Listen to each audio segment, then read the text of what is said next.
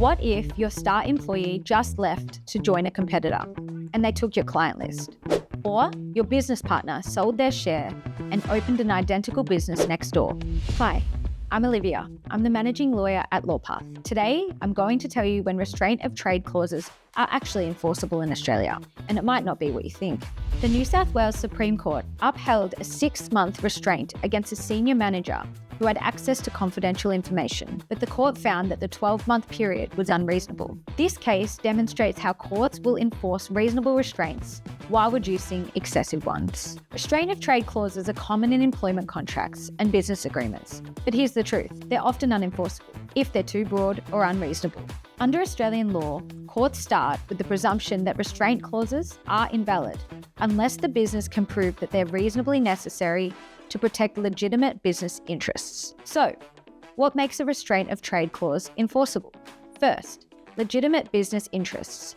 You need to be protecting something specific, whether they're client relationships, confidential information, or specialized knowledge. You can't just prevent fair competition. Second, reasonable scope. The restraint must be reasonable in geographic area. Think suburb or nationwide. Duration. Think months or years. Or activities restricted, being a specific role or versus an entire industry. Third, cascading clauses.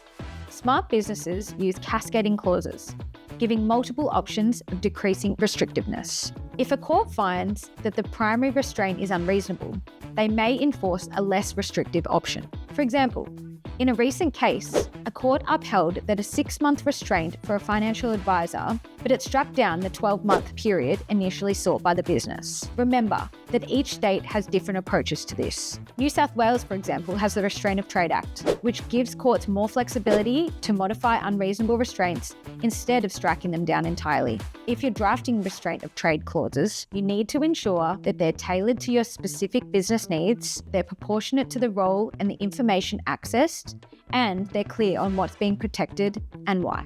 And if you're facing a restraint dispute, get some specialized knowledge quickly. Timing is crucial. For more guidance on making your restraint clauses enforceable, visit Lawpath's website or book a consultation with our employment law team.